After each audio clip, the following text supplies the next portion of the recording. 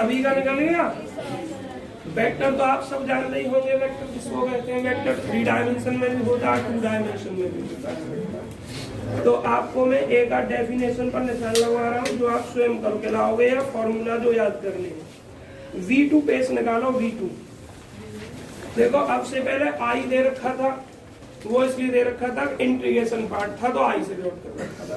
अब part vector का है तो V से जोड़ कर रहा है। V2 पेज पर थ्योरम नंबर 4 दिखाई दे रही है तुम्हें। इस थ्योरम में फॉर्मूले लिखे हुए हैं तो ये आप देख लेंगे। V3 पेज पे आर्टिकल नंबर 5, इसमें डिफरेंशिएशन के फॉर्मूले लिखे हुए हैं। मैं आपको एक फॉर्मूले का डिस्कशन करके बता रहा हूँ, ठीक है। क्या है, पहला नहीं बता रहा हूँ, दूसरा नहीं बता रहा हूँ, तीसरा चौथा नहीं बता रहा हूँ, मैं आपको बता दे रहा हूँ छठा।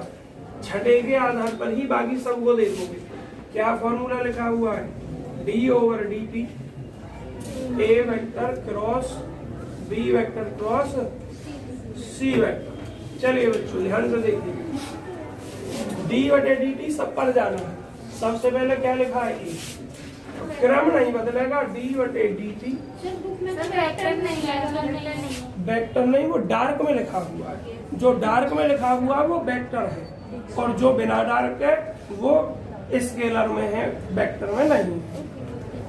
तो इस सब में मैंने वेक्टर लिखा है, बुक में ऐसे लिखा हुआ डार्क करके, तो हम बार बार पेंसिल घुमाएंगे तो इसलिए हमने ऊपर वेक्टर लगा दिया है। तो फॉर्मूला बन जाएगा, देखो सबसे पहले क्या ए वेक्टर का टी के रेस्पेक्ट में, फिर जैसा साइन है क्रॉस है तो क्रॉस लिखोगे, B vector cross C vector.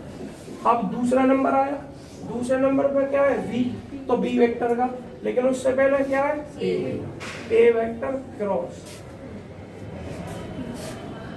B vector बटे dt, और क्रॉस किसका, सी वेक्टर का, ठीक है। अब सी का करना है, ए और बी अपने पहले रह जाएंगे, तो सीरियल को गलत नहीं करना है तुम्हें। A vector cross B vector cross, अच्छा हाँ यहाँ मैं बराबर गलत लिख गया हूँ, प्लस है बच्चों, और डी सी वेक्टर बटे कितना, ये क्रम नहीं चेंज करना है आपको। क्यों चेंज नहीं करना है क्रम, क्योंकि जो वेक्टर प्रोडक्ट होता है वो कम्यूटेटिव नहीं होता है। आपने 12th क्लास में पढ़ा होगा, रिजल्टेंट वैल्यू तो सेम रहती है परिणामी वैल्यू, लेकिन डायरेक्शन चेंज होती है, इसलिए माइनस का अंतर आ जाता है। समझ में आ गया। तो इसमें क्रम आप चेंज नहीं करोगे, जो क्रम जैसे है वहीं आपको इंटीग्रेट वो डिफरेंशिएट करना है। लेकिन जब आप बात इसकी आएगी d/dt A vector B vector C vector की डॉट प्रोडक्ट की, तो डॉट प्रोडक्ट में आपका कम्यूटेटिव मतलब क्रमन्वय, अर्थात A vector dot B vector को B vector dot A vector लिख सकते हैं। तो यहाँ आप क्रम चेंज कर सकते हो, लेकिन चेंज करने की जरूरत क्या है, जिस क्रम में टर्म दे रखे उसी रूप में करते जाओ काम। ए वेक्टर सबसे पहले बी ए वेक्टर बटे dt और B vector dot C vector, फिर A vector D B vector बटे dt इंटू सी वेक्टर और plus A vector into B vector dot D C vector बटे dt। तो जो जिस क्रम में उसी क्रम में आप लिखते जाए, कोई जरूरत नहीं है ऑर्डर चेंज। समझ में आया। तो मैंने 3 के लिए बता दिया, 2 के लिए आप अपने आप देख लेना। और ये प्लस वाले में तो कोई समस्या आपको होगी नहीं, प्लस या माइनस में आप जानते हैं इसके अंदर जितने भी टर्म होंगे ये डिफरेंशिएट सभी के साथ जाता है, भला ही प्लस हो अंदर या माइनस हो। तो आपको ये सिर्फ इसके वजह से लिखवाए, इसको आगे पीछे हो जाता कोई गलती ना होती सवाल में, और 2 के दे रखे हैं उसमें भी, लेकिन इसमें गलत हो जाता अगर क्रम 19-20 हो गया आगे पीछे। ये चीज ध्यान रखेंगे। फॉर्मूला आप इन सबको पढ़ लेंगे, प्रूफ नहीं करेंगे। और एक जो इसमें लिखा हुआ है इसको देखो, 4 नंबर पे लिखा हुआ है d/dt फाई ए वेक्टर, यही क्रम इसमें रखना है। ये फाई स्केलर फंक्शन है, मतलब इसमें वेक्टर नहीं आई जे के नहीं आएगा, और ये वेक्टर फंक्शन होगा इसमें आई जे के आ जाएगा। तो क्रम यही रहेगा आपका, 2 है 2 के लिए d∅/dt into A vector plus, अब क्या ये ए है, फाई को पहला लिख दो और डी ए वेक्टर बटे dt। अब चूंकि यहाँ स्केलर लिखा हुआ है इसलिए आप क्रम भी बदल सकते हो, समझ में आया। ए वेक्टर d∅/dt अगर हो जाए कोई परेशानी ना, ये वाला पहले आ जाएगा आपका, ये ए वेक्टर डॉट इन दोनों की अदिश गुणा करो और इन दोनों की अदिश गुणा करो, इंग्लिश वाले डॉट प्रोडक्ट, तो रिजल्ट सेम आता है। तो इसमें आप क्रम भी चेंज कर सकते हो, पर तुम्हें क्रम चेंज करने की आवश्यकता नहीं है, जिस क्रम में दे रखा उसी क्रम में लिखते जाएंगे। फाई स्केलर फंक्शन है और ए जो है वो वेक्टर फंक्शन है। इसके बाद बच्चों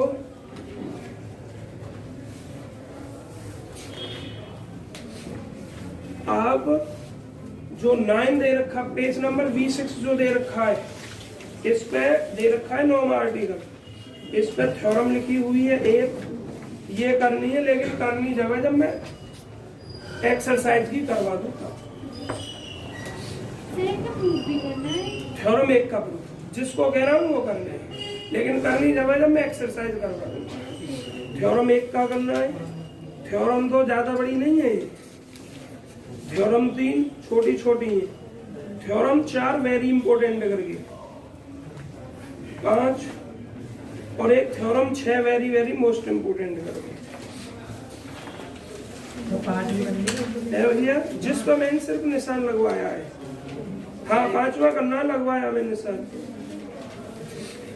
इसके बाद एग्जाम्पल आते हैं, एक मिनट मैंने लगवाया निशान, नहीं लगवाया, कर ली थ्योरम पे सब पे लगवाया, ज्यादा बड़ी बड़ी नहीं है, छोटी छोटी है।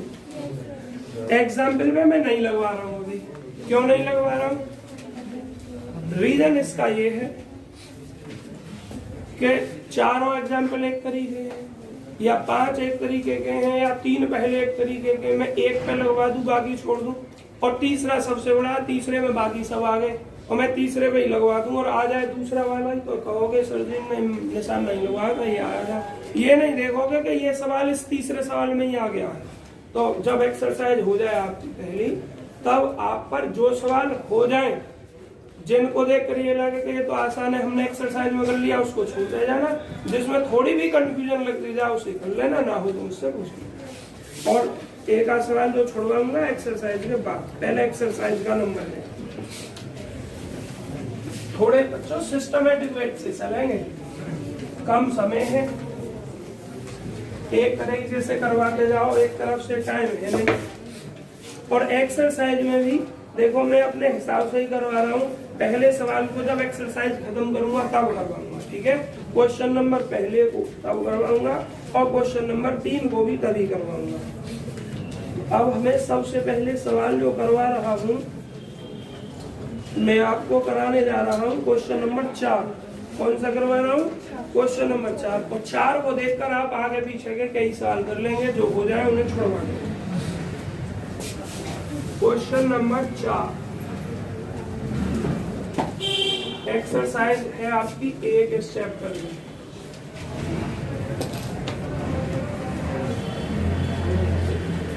देखिए क्या है 4वें सवाल में, the position vector of a moving particle at time t is given y, मतलब एक पोजीशन वेक्टर है, इससे दिया है r vector is equal to, जहां तुम्हें डार्क दिखाई दे ना, डार्क ब्लैक में ज्यादा, वो समझो वेक्टर है।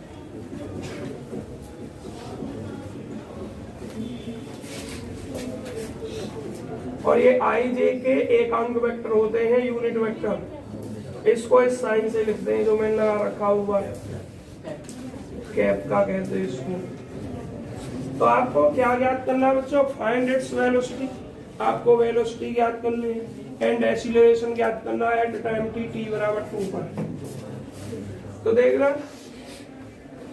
मैं लिख नहीं रहा हूँ क्या ज्ञात करना, समझ बता दिया क्या ज्ञात करना, वेलोसिटी ज्ञात करनी और एक्सीलरेशन ज्ञात करना। अब ये क्या है? पोजीशन है, दूरी जिसको कहते हैं, स्थिति सदिश जिसको कहते हैं, पोजीशन वेक्टर, हिंदी वाले स्थिति सदिश के नाम से पढ़कर आए हो 12th में।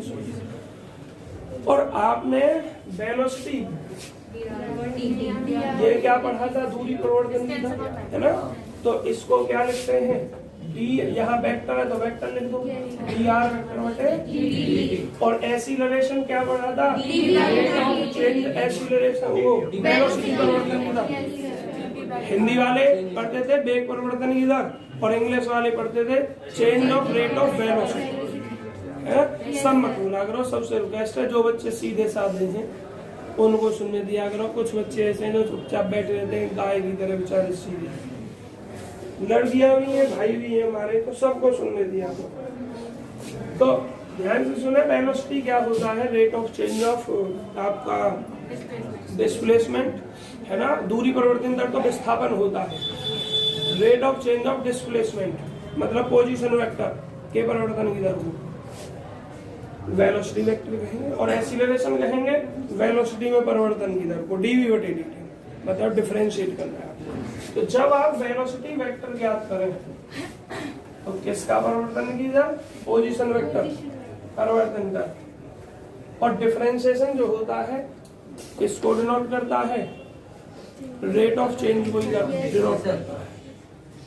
डिफरेंशिएशन का मतलब अगर आपको नहीं पता हो कि डिफरेंशिएशन किस चीज को डिनोट करता है, तो रेट ऑफ चेंज वो ही करता है, किसके रेस्पेक्ट में करता है, उसके रेस्पेक्ट में डिफरेंशिएशन किया जाता है। टाइम के रेस्पेक्ट में तो टी के रेस्पेक्ट में डिफरेंशिएट किया जाता है, एक्स के रेस्पेक्ट में फंक्शन तो एक्स के रेस्पेक्ट में परिवर्तन दर होता है। तो ये फंक्शन टी के रेस्पेक्ट में है, तो वी वेक्टर जो है वेलोसिटी वो डी आर बटे डी टी, डिफरेंशिएट आप करना जानते हैं मेरे बच्चों, डी बटे डी टी। आर वेक्टर की वैल्यू रख दो 3t माइनस 4 इंटू वाई है। आवाज नहीं बच्चों,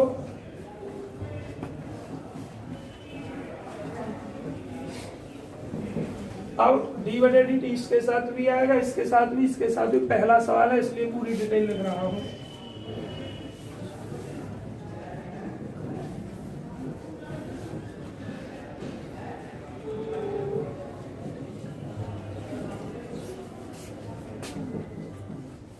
बच्चों एक बात विचार करने योग्य है, उस पर भी विचार करते हैं। आपने जो नोटिफिकेशन देखा होगा जो एग्जाम पैटर्न के बारे में आया है, उसमें अभी भी यही लिखा गया है कि ये एग्जाम पैटर्न उसके लिए है जो परीक्षा दिसंबर माह में प्रस्तावित की गई है,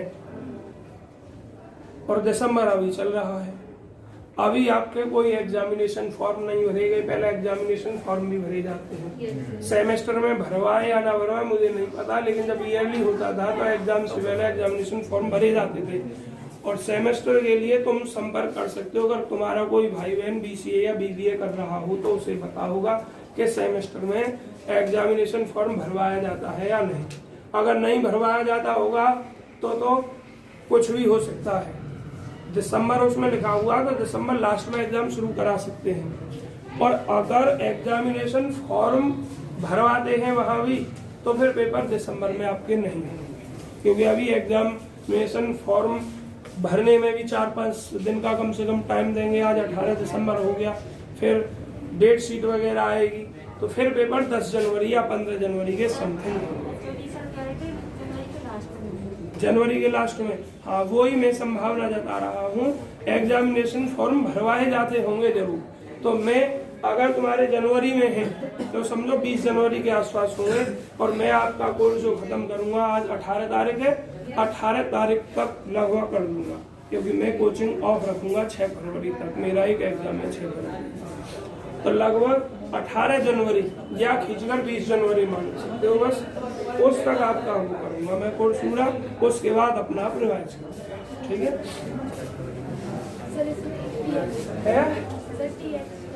अच्छा, टी एक्स्ट्रा लिख क्या है? टी स्क्वायर माइनस 2 है, T square minus 2 sir third line.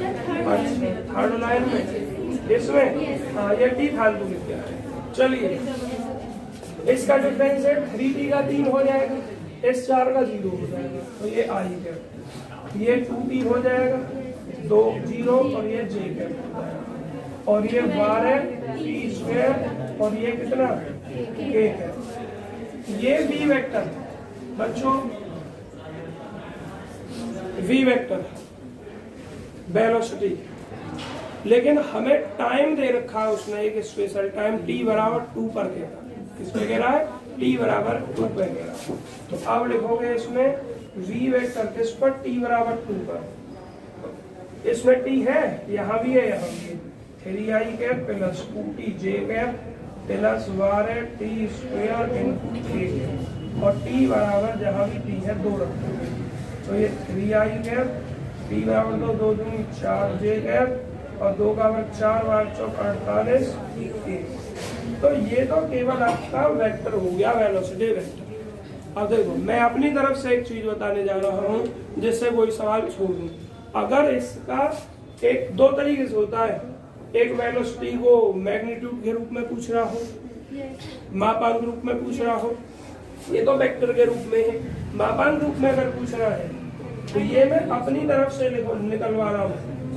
तो मापांक कैसे निकालते हो वेक्टर का आपको आता है इंटर से, लेकिन फिर भी मापांक कैसे हम निकालते हैं? अरे modulus magnitude under root I cap का कोएफिशिएंट 3 का वर्ग, जे कैप का कोएफिशिएंट 4 का स्क्वायर, के कैप ये 48 सही लिखा है। 48 का टर्म आ गया, 48 का स्क्वायर करना जरा। 48 का स्क्वायर 3 का वर्ग 9, 4 का वर्ग 16, 48 का कितना आ रहा है 2304। अब इसको ऐड कर दो। ये अपनी तरफ से लिखा है बच्चों, मैंने आपके सवाल में नहीं पूछा है। तो ये 16 और 9 कितना हो गया 25, 2329 हो गया। 2329 इसका स्क्वायर रूट अगर होता है तो निकाल दोगे, ना होता तो ऐसा ही निकाल दोगे। ठीक है, तो कहने का मतलब है कि मैग्नीट्यूड आप इस तरीके से निकालते हैं, हिंदी में मापांक कह देते हैं इसको। ये फिलहाल आंसर में नहीं दिया गया होगा, आंसर बस यहाँ तक लिखा गया होगा, है ना। अब एक पूछा है एक्सीलरेशन। एक्सीलरेशन भी एक मैग्नीट्यूड के रूप में और एक वेक्टर के रूप में। तो देखो ए वेक्टर क्या बताया मैंने, rate of change of velocity vector, और डी बटे डी टी। वी वेक्टर क्या है आपका, अब इसको मत लिख देना इसको, क्योंकि ये तो कांस्टेंट है। ठीक है, टी वाला लिखना है, बाद में टी का मान रखना है। टी कहाँ है जिसमें टी हो, ये रहा वी वेक्टर जिसमें टी है। तो यहाँ लिखोगे अब आप 3i कैप, आवाज बंद 2t j कैप और प्लस आपका 12t square into k cap. चलिए इसका तो 0 हो जाएगा 3i वाले का, क्योंकि इसमें t नहीं। इसमें 2j कैप हो जाएगा और ये 24t इंटू k कैप हो जाएगा। लेकिन यहाँ भी t बराबर 2 की ही बात कर रहा था, दोनों एक साथ। तो t बराबर 2 पर, तो ये 2j हो गया और ये 24 दूनी 48 k कैप हो गया। तो आपका जो आंसर है बस इतना दे रखा होगा पेपर में, वो उसमें बुक में। इसका एक आंसर ये होगा और एक आंसर आपका ये होगा। जैसे मैंने इस वेलोसिटी वेक्टर को मैग्नीट्यूड में निकाला, अगर आपका कहे कि मैग्नीट्यूड में एक्सीलरेशन ज्ञात कीजिए तो इसका मैग्नीट्यूड आप निकाल, क्या कहेगा फिर, फाइंड एक्सीलरेशन इन मैग्नीट्यूड में, तो उसका मॉडल निकाल। तो ये तरीका है बच्चों, फोटो खींच लो बहुत जल्दी। पेज नंबर आज का 1 बड़े आराम से चल रहा हूँ, पहले दिन कोई जल्दी नहीं है, क्योंकि यहीं से बेस तैयार होगा। अरे फोटो सब मत भेजा करो ग्रुप में, मैं टाइम से ही भेज दूंगा। फोटो तो जैसे कोई बालक मुझे भेज देगा मैं रिटर्न भेज दूंगा।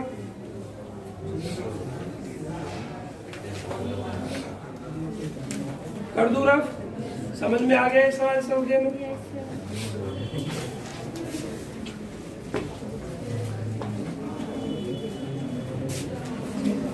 आवाज बंद बिल्कुल, सारे बच्चों आज हमने सुबह से तीसरा घंटा पढ़ा है यार। चलिए अब जरा नजर घुमाना अपने सवाल पर, किस पर, 4 के सेकंड पार्ट पर। देखो आर वेक्टर दे दिया है, क्या दे दिया आर, तो इसमें क्या कहा है आर वेक्टर गुणा डी आर वेक्टर बटे डी टी तो तुम निकाल ही लोगे, और आर के साथ सदिश हुआ करवाया, वेक्टर प्रोडक्ट आता होगा। लेकिन मैं एक सवाल लूंगा वेक्टर प्रोडक्ट का भी आगे का, फिलहाल यहाँ नहीं करा रहा हूँ इस सवाल को। मैं क्वेश्चन नंबर इसका थर्ड पार्ट, उसमें वेक्टर प्रोडक्ट,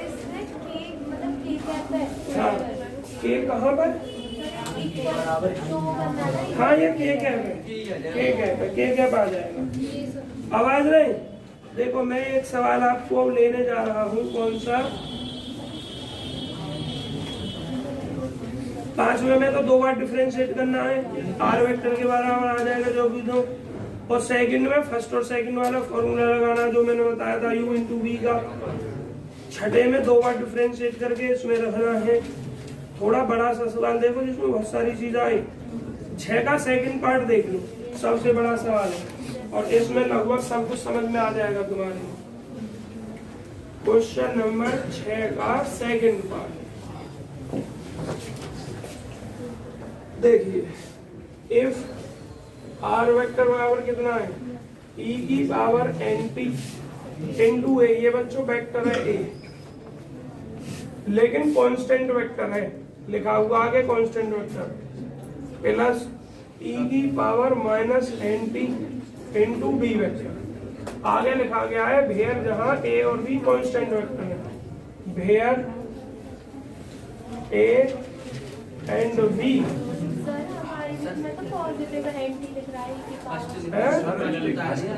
मैंने, अच्छा मैंने सेफ फर्स्ट उतार लिया बच्चों, हाँ ना इसी को कर रहे हैं जो बड़ा सवाल है, ए इंटू ई की पावर, अरे ले रहे हैं संख्या सही करने में कितनी देर लगेगी, ए वेक्टर इंटू ई की पावर एम टी, बच्चों बात नहीं, प्लस बी इंटू ई की पावर, बच्चों जब मैं संख्या लिखता हूँ ना तो आप ध्यान रखा करो, मुझे देखने में प्रॉब्लम होती है जो पास के अक्षर होते हैं। बी इंटू ई की पावर कितना, N T, where A and B are क्या है, कांस्टेंट वेक्टर, आवाज नहीं, कांस्टेंट वेक्टर्स। तो आपसे क्या कह रहा है, is the solution of the differential equation, तो क्या ये वाला जो नीचे डिफरेंशियल इक्वेशन दे रखी है उसका सॉल्यूशन है, ये कहा आपसे, और लिखना है बच्चों। तो मैं लिख रहा हूँ डिफरेंशियल इक्वेशन इज, सवाल में डिफरेंशियल इक्वेशन इज, जरा देखना differential equation, D square are vector बटे D T square minus M plus N D are vector बटे डी टी, बच्चों आवाज बंद कर ले, M N into are vector equal to 0। पहले तो इतना ही पार्ट कर रहे हैं, अगर आप फर्स्ट पार्ट करवाते तब भी इस सवाल को जरूर करवाते, अब फर्स्ट नहीं करवाओगे। देखो क्या मतलब है, हमसे कहा है अगर आर वेक्टर इतना है, सबसे पहले तो 2 चीजें, एक तो कांस्टेंट वेक्टर ले रहा है बार बार, अगर एक कांस्टेंट वेक्टर है तो एक वेक्टर फंक्शन भी होता है।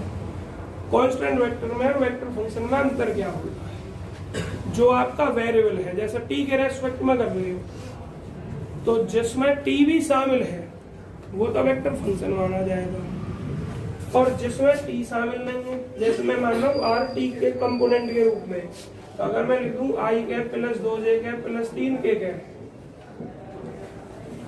और आर कह रहा हूं आर जो है टी के वेरिएबल के रूप में, और यहाँ तुम्हें टी दिखाई नहीं दे रहा है, तो अब ये जो वेक्टर है ना आर, ये कांस्टेंट है। लेकिन अगर मैं इसमें लिख दूं टी का कोई टर्म कहीं एक जगह भी अगर आ गया टी, तो फिर ये कांस्टेंट वेक्टर नहीं है, ठीक है, वेक्टर फंक्शन के रूप में फिर ये। तो आप समझ गए होंगे कि ये जो ए और बी है ये ऐसा ही है कि आर में तो टी है लेकिन ए और बी वेक्टर में टी नहीं है, समझ में आया। चलिए जी, अब आप क्या करोगे यहाँ, और दूसरी बात कहा क्या है कि सिद्ध कीजिए, या पूछा क्या, ये जो फंक्शन है वेक्टर फंक्शन इस डिफरेंशियल इक्वेशन का सॉल्यूशन है, ये पूछा। इसके सवाल को करने के 2 तरीके, एक तरीका तो ये है कि मैक्सिमम कितनी बार डिफरेंशिएट हुआ है? 2 बार। इसका 2 बार डिफरेंशिएट कर दो। 2 बार करोगे तो पहले 1 बार किया जाएगा। सेकंड डेरिवेटिव को, फर्स्ट डेरिवेटिव को और इस आर वेक्टर को यहाँ एलएचएस में रख दो और रखकर सरल करोगे 0 ही आ जाएगा। एक तो तरीका ये, और दूसरा तरीका ये कि रखते नहीं है, जैसे सेकंड डेरिवेटिव निकालेंगे उसी प्रक्रिया में आगे पीछे करके ट्रांसफर करके आपका यही चीज आ जाता है जो भी, और यही चीज आ जाता है तब भी ये वेक्टर जो भी आपको डिफरेंशियल इक्वेशन देता है उसका सॉल्यूशन मान लिया जाता है। तो 2 तरीके हैं सॉल्व करने के, तो करते हैं। तो गिवन इज समझना बच्चों, बिल्कुल उतारना नहीं। उतारने के लिए आपके पास मिल जाएगा e की power mt plus b e की पावर nt। सबसे पहले dr वेक्टर बटे dt, d बटे dt, a इंटू e की power mt, b into e की पावर nt। a बाहर लिख दिया मैंने, ये m इंटू e की पावर mt, a बाहर आ गया, m इंटू e की पावर mt और प्लस b e की पावर nt, nt का द्वारा करेंगे n आ जाएगा, यहाँ लिख दिया मैंने bn, dr वेक्टर बटे dt। क्लियर? अब बच्चों दोबारा डिफरेंशिएट करना है। अब दोबारा को मैं डायरेक्ट कर दूंगा, तो क्या हो जाएगा a m स्क्वायर e की power mt, b n square e की पावर nt। अब इसमें से कुछ कॉमन वगैरह नहीं ले सकते हैं? नहीं, कोई भी चीज सेम नहीं है, कॉमन नहीं ले सकते कुछ भी। अब आपको ये वाला आर वेक्टर का मान और ये डी आर बटे डी टी का मान और ये सेकंड डेरिवेटिव का मान यहाँ लेफ्ट हैंड में रख दीजिए। तो क्या लिखोगे? देखो वी हैव, आवाज नहीं करें बच्चों, हम रखते हैं क्या, डी स्क्वायर आर वेक्टर बटे D T square minus M plus N D are vector बटे डी टी और plus M N into are vector is equal to, इसका मान रखो डबल डेरिवेटिव का, ए एम स्क्वायर ई की power M T plus B N square E की power N T और minus का एम प्लस एन। ये बच्चों आप आवाज कर रहे हो, डी आर बटे डी टी की ये नहीं करो, ए एम ई की power M T plus B N E की पावर एन टी और आपका क्या रहेगा प्लस एम एन और आर वेक्टर देखना क्या है, ए वेक्टर इंटू ई की power M T plus B into E की power N T, A M square E की power M T plus B N square E की power N T multiply करो minus A M square E की power M T. ये क्या है, N है, तो मैं एन की मल्टीप्लाई कर दे रहा हूँ पहले, plus minus minus N A M E की पावर एम टी। अब इसकी इसमें करनी है minus plus minus M B N E की पावर एन टी। अब इसकी इसमें करनी है minus B N square E की पावर एन टी। इसकी इसमें करनी है plus M N into A vector. देखना ये सब वेक्टर ही तो होंगे या मैं, हाँ ये ए और बी पोजीशन वेक्टर में ही तो दे रखे हैं, तो मैंने गलती कर दी देखो कहाँ ये वेक्टर नहीं लगाई मैंने, यहाँ वेक्टर लगाना भूल गया। पहला इस गलती को सुधार दो आप, जहां भी आपको ये दिखाई दे रहा है इस पर वेक्टर लगाते हैं, आवाज नहीं, A vector B vector A vector A vector, यहाँ बी वेक्टर यहाँ बी वेक्टर। और कहाँ तक काम कर दिया हमने, M N A vector E की पावर एम टी और प्लस एम एन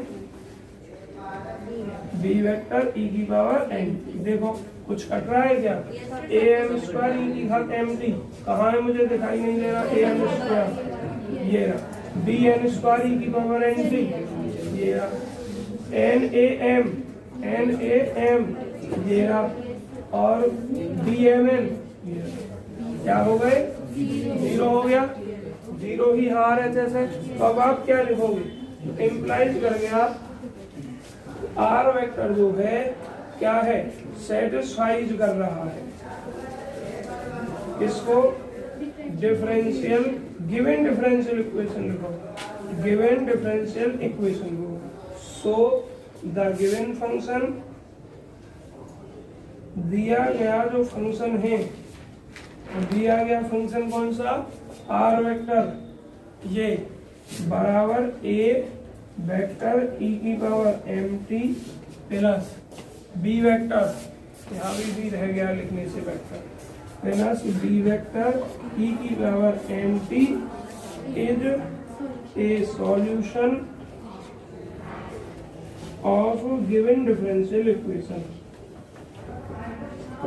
इस तरीके से आप करेंगे। फोटो खींच लीजिए बच्चों, पेज नंबर 2। अभी इसका सेकंड पार्ट हुई है। सर, हाँ, अगर यहाँ पे ए और बी के टर्म्स में भी टी होता तो फिर ये तो कांस्टेंट नहीं होता। फिर यहाँ जो कह रहा है a and B are constant, वो कांस्टेंट वेक्टर नहीं होता है, ठीक है, वेक्टर फंक्शन होता। फिर वो वेक्टर फंक्शन होता। अब माना जैसे यहाँ ए है और ये कांस्टेंट नहीं होता, इसमें भी टी होता, इसमें भी टी होता, तो फिर फर्स्ट और सेकंड से डिफरेंशिएट होता है इसका।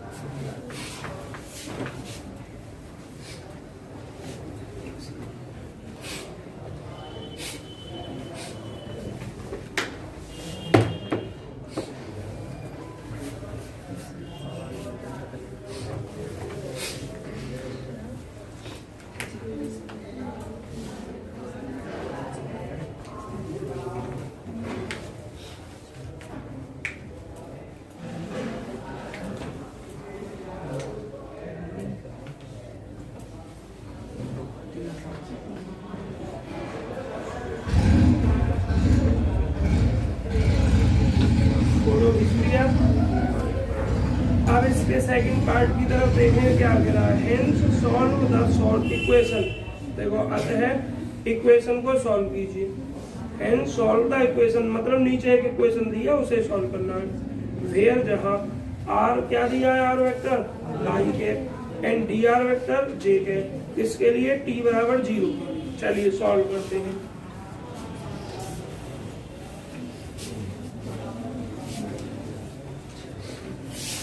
इस सवाल में डिफरेंशिएट वगैरह करना आप अच्छी तरीके से देखें कैसे यूज करना है, बाकी का पार्ट आप इसमें देखेंगे।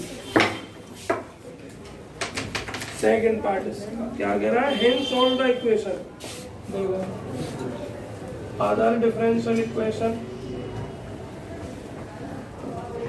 इक्वेशन कौन सी दी गई, दूसरी differential equation, D square are vector बटे डी टी स्क्वायर माइनस का डी आर बटे डी टी। बच्चों बात नहीं, माइनस डी आर वेक्टर बटे डी टी और आपको क्या दिया है, minus 2r vector equal to 0। आपको इसे सॉल्व करना है, तो क्या लिखोगे अब, now we have to solve. इसको कोई इक्वेशन आपसे पहले मैंने कुछ डाला नहीं, तो बन गई। Now we have to solve differential equation.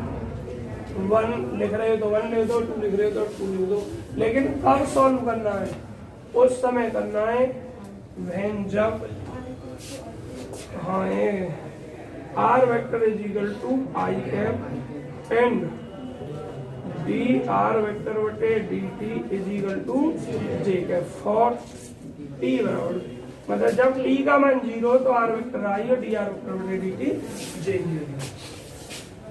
Solution करने का मतलब क्या होता है, जो डिपेंडेंट वेरिएबल होता है उसका मान निकालना होता है। जैसे आपसे पहले आपने 12वीं क्लास में इस तरीके की डिफरेंशियल इक्वेशन पढ़ी, इसको सॉल्व कीजिए। तो यहाँ y का मान निकाला था या x का, y का। क्यों, तो y डिपेंडेंट वेरिएबल है, किस पर डिपेंड है, x पर। तो x पर इंडिपेंडेंट अर्थात स्वतंत्र है हिंदी वाले, और y इस x पर निर्भर कर रहा है ना, जिसको परतंत्र बोलते हैं। तो जो परतंत्र होता है इंग्लिश में बोले डिपेंडेंट होता है, उसका मान हम निकालते हैं। तो यहाँ हमारा डिपेंडेंट आर वेक्टर है, तो इसको सॉल्व करने का मतलब है हमें आर वेक्टर का मान ज्ञात करना। समझ में आया? तो देखो आपको ध्यान होगा इंटर की क्लास में जब आपने डिफरेंशिएट किया था तो डेरिवेटिव टर्म क्या करके कटता है? इंटीग्रेट करके कटता है। क्या करके कटता है? इंटीग्रेट करके कटता है। तो आप इंटीग्रेट करोगे equation number first, integrating equation number first with respect to d. किसके रेस्पेक्ट में? डी के रेस्पेक्ट में आपको इसका इंटीग्रेट करना है। अब ध्यान से सुनना जरा, जब हम टी के रेस्पेक्ट में इंटीग्रेट कर रहे हैं तो ये डी आर बटे डी टी हो जाएगा। जब एक डेरिवेटिव खत्म हो जाएगा, यहाँ केवल आर वेक्टर हो जाएगा और यहाँ -2 इंटू आर वेक्टर इंटू किसके रेस्पेक्ट कर रहे हैं? टी के रेस्पेक्ट कर रहे हैं। आर वेक्टर हमें दे रखा है या नहीं दे रखा है? स्पेशल ये देखें, क्योंकि आर वेक्टर दे रखा होगा उसके भी तो करना, क्योंकि आर हमारा कांस्टेंट थोड़ी है। अरे बच्चों एक नियम ध्यान है कि कांस्टेंट का इंटीग्रेट करते हैं एक्स के रेस्पेक्ट में, तभी तो कांस्टेंट इनटू एक्स लिखते हैं, प्लस है कोई कांस्टेंट। लेकिन यहाँ हमारा ये जो आर है कांस्टेंट थोड़ी है, वेक्टर फंक्शन है। आप ध्यान से सुने, तो आर का मान जरा लिखना है आपको, और ये दे रखा है भेर r vector is equal to कितना? I, and D R vector बटे डी टी बराबर कितना? जे। किसके लिए? जब टी बराबर 0। तो अब ये ध्यान रखना, ये स्पेशल आर दिया है टी बराबर 0 के लिए। कभी इस आर वेक्टर को आप आई यूज करने लग जाओ, ये नहीं करोगे, ये स्पेशल में करना है जब टी बराबर 0 तब यूज करना।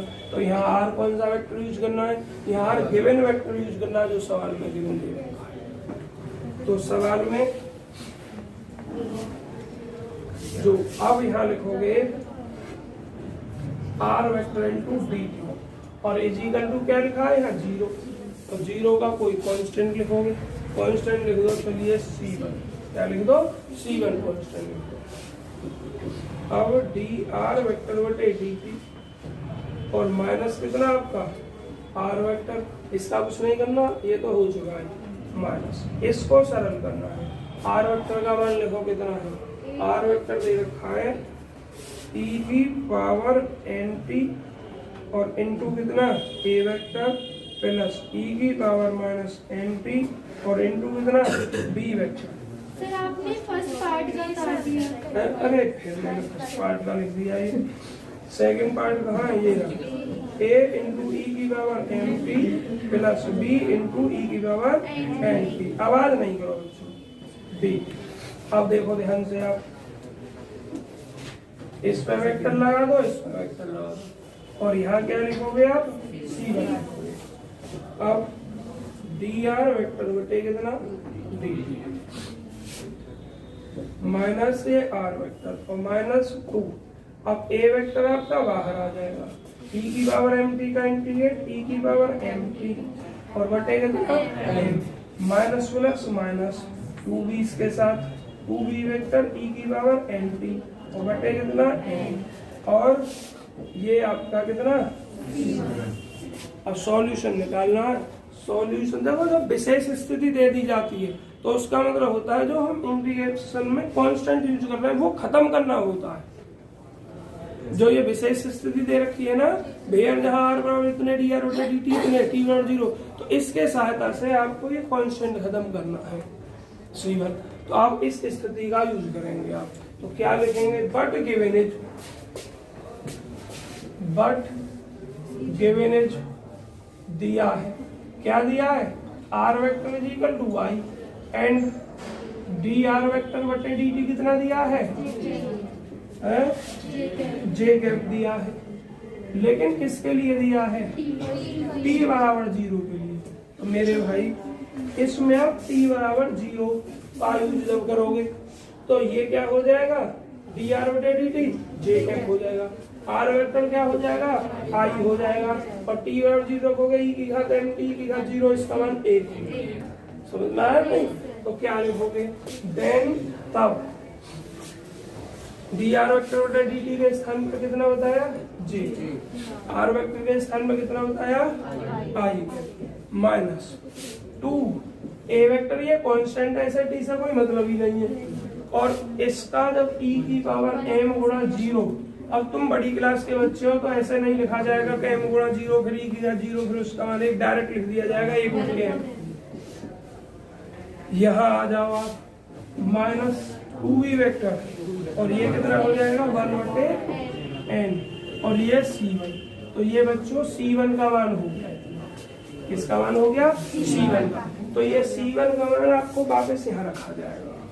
इसको इक्वेशन 2 मान लें और लिखें putting values of c1 in equation, values नहीं एक ही है c1, तो c1 in equation number second, ये सेकंड।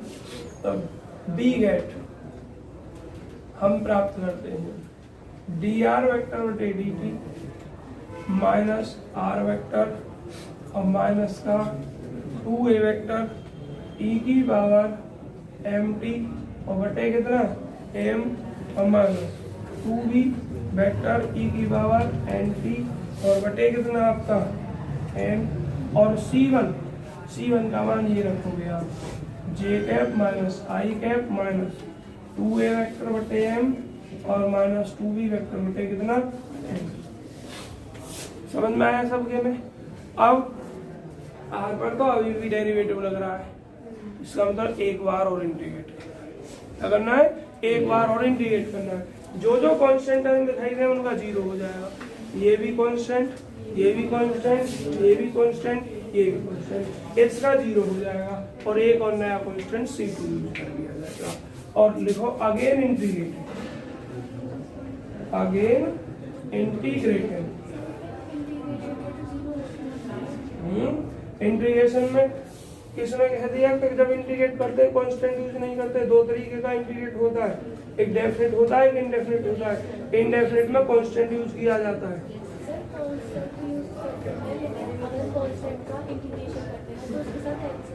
हाँ अरे हाँ ठीक है, इसके लिए कह रहे हो तुम, सही बात है। इसमें टी हो जाएगा, डिफरेंशिएट को पहुंच गया एक साथ, डिफरेंशिएट में 0 होता है, सही है। इसके लिए मैं 0 बोल गया हूँ, यहाँ 0 ना होकर इनटू टी आ गया, इसके लिए बोल गया तुम, मैं इसको 0 बोल गया अभी। Again integrated with respect to t, इसका करेंगे तो बच्चों आर वेक्टर, आप ध्यान से सुने, यहाँ आर वेक्टर का इंटीग्रेट का साइन लगाए और अपना किसके रेस्पेक्ट कर रहे हो वो लिख माइनस, ये क्या है आपका किसके रेस्पेक्ट कर रहे हो टी के रेस्पेक्ट में, तो कांस्टेंट 2a वेक्टर बटे m, यहाँ पर टी दिखाई दे रहा है आपको, e की पावर mt बटे कितना m minus 2b vector e की पावर nt और बटे कितना n पहले से n स्क्वायर, यहाँ भी मैं m स्क्वायर कर दे रहा हूँ m स्क्वायर। और देखो क्या रह गया, इसका रह गया j cap minus i cap minus 2a vector बटे m माइनस 2b वेक्टर बटे n और इनटू कितना t और प्लस कोई कौन। अब एक काम मैं आपके लिए छोड़ रहा हूँ, वो काम क्या छोड़ रहा हूँ आपके लिए, r वेक्टर का ये वाला मान कहाँ था, जो मैंने ये यूज किया है, ये आपके सामने यहाँ यूज करोगे, बाकी सब का मैं इंटीग्रेट कर चुका हूँ, बस इसका इंटीग्रेट और करना बाकी है। अब इस c2 का मान निकालने के लिए जब इंटीग्रेट हो जाए उसमें आप t बराबर 0 रख देंगे, t बराबर 0 का मान c2 आएगा, c2 का मान निकल के आएगा जब t बराबर 0 रख दोगे, c2 के मान को वापस यहीं रखकर और सरल करना है, बस ये काम आप स्वयं करोगे। इसका फोटो क्लिक कर लीजिए, पेज नंबर कितना है ये 3, आवाज नहीं कर रहे।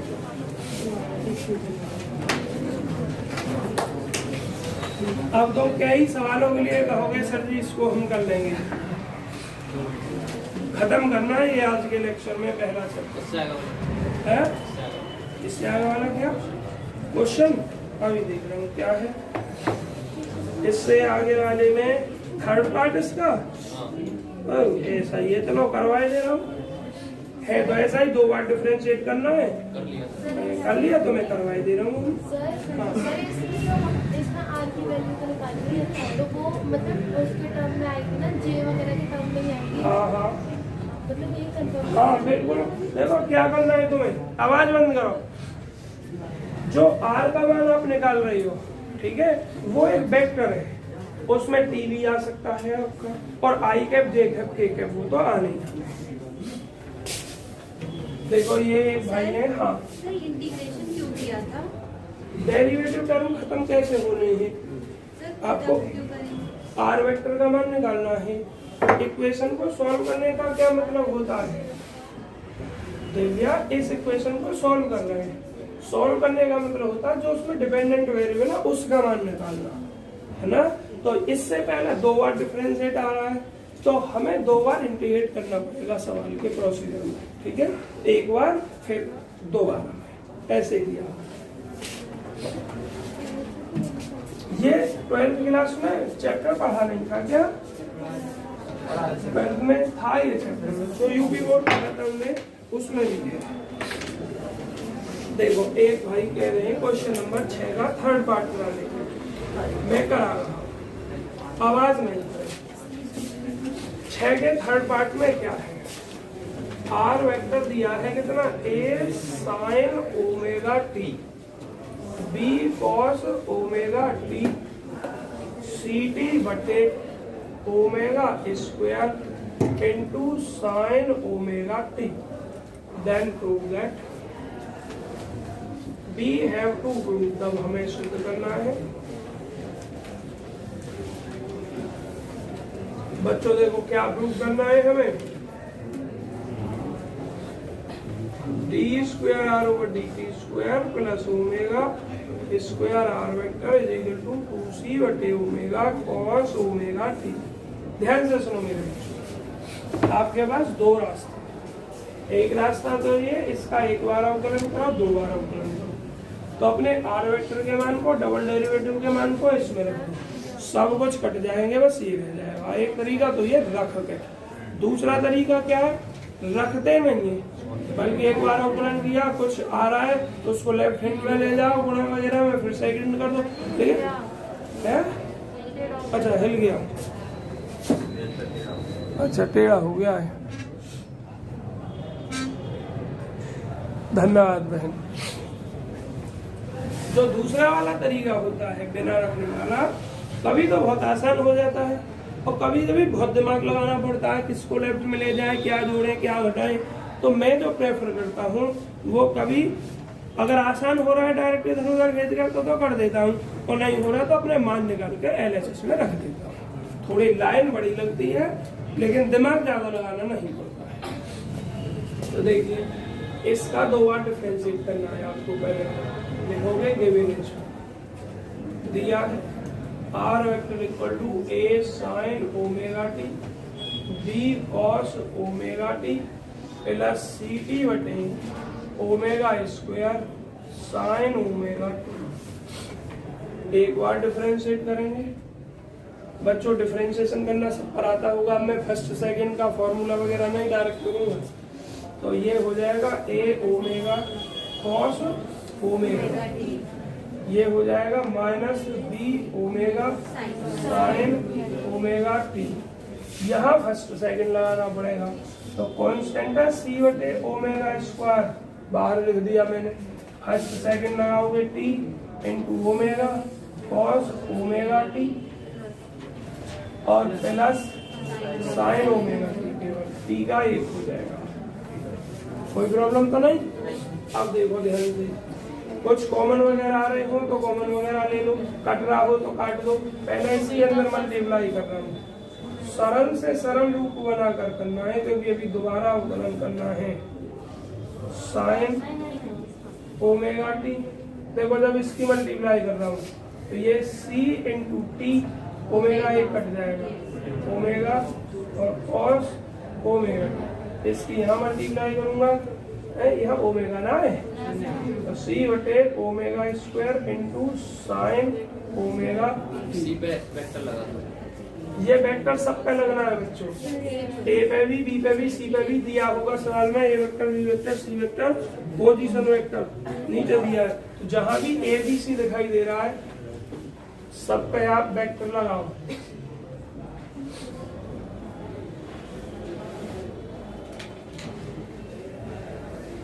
रह जाए कुछ,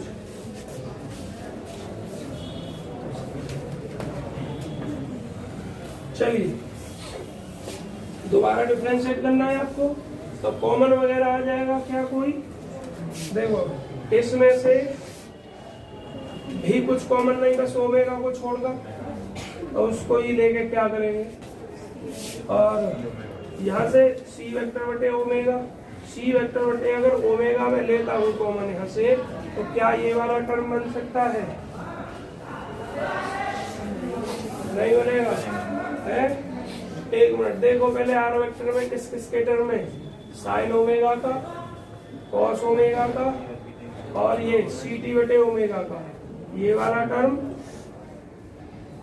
और चलो जितनी देर में दिमाग लगाओगे दोबारा अंकुलन हो जाएगा है। तो सेकंड डेरिवेटिव आवाज में करो भाई, A vector into omega square sine omega T minus में, इसका करें minus B vector omega square cos omega T, और ओमेगा को दोबारा करके स्क्वायर कर दिया।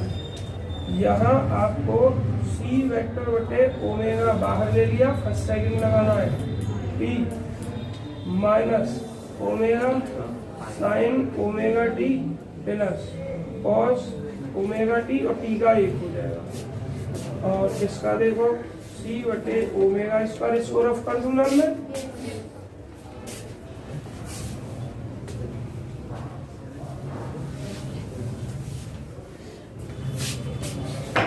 सी बटे ओमेगा स्क्वायर, और ये हो जाएगा कॉस ओमेगा टी, और बटेगा कितना ओमेगा ना, अवकलन करना है ना अभी, समाकलन दिमाग को चला रहे, ओमेगा एक घात कट जाएगी तो काट दूंगा ही एक घात, सी बटे ओमेगा कॉस ओमेगा टी। अब देखो कुछ कहीं सॉल्व हो रहा हो तो एक आध करके एक समय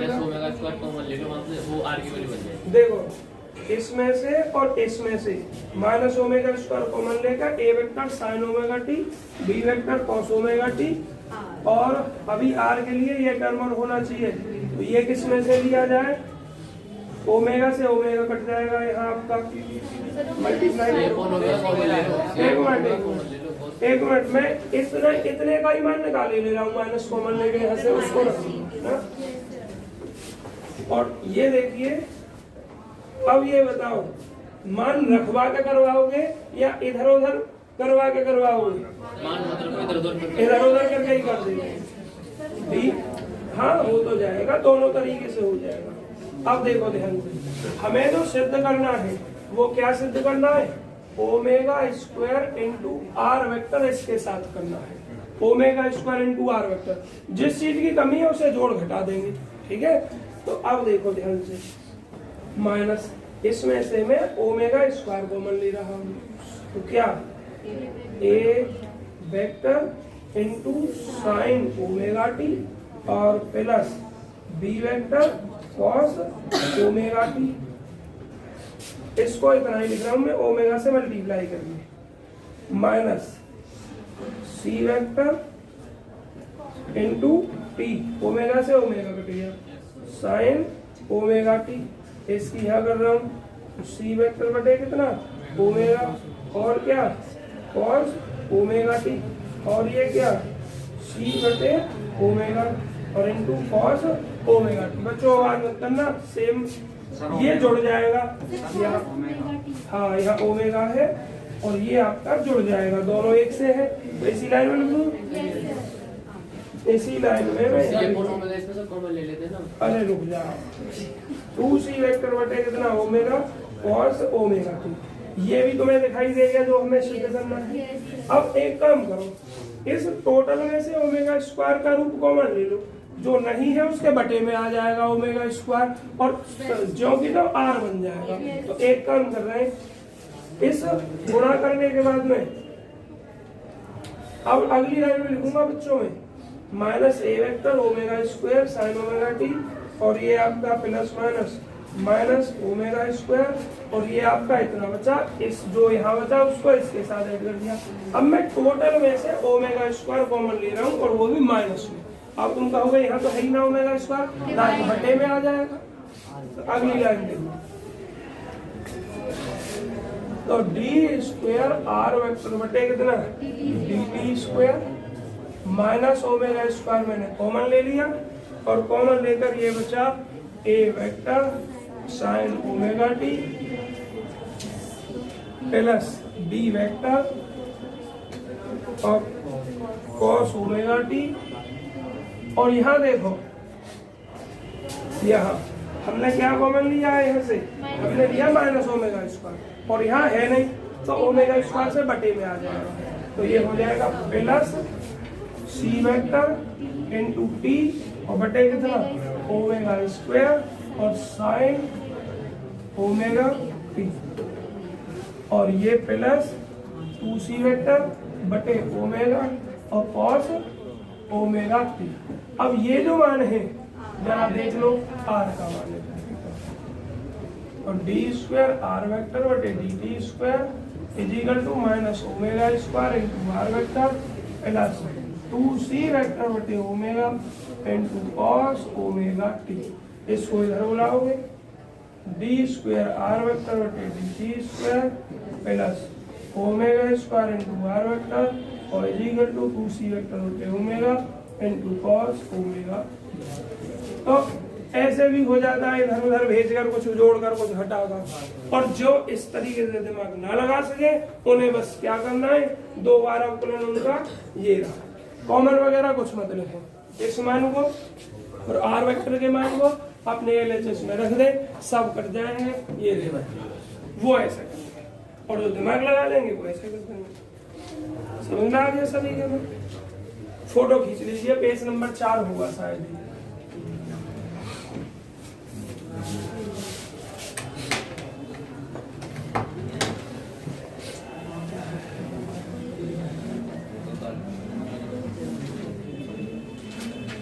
छठा ये बस तीनों पार्ट बड़े बड़े हैं, दोनों मैंने करा दिए, पहला बना लेंगे, छठे का पहला पार्ट बना लेंगे। अब आगे के सवालों में हिंट लीजिए, कर दूँ रकम मैं इसको भाई मैं अपने आप देख के करवाऊंगा, किसको करवाना किसको छुड़वाना है अपने आप देख लूंगा। हो सकता है 11 से पहले करवाना हो मुझे कोई।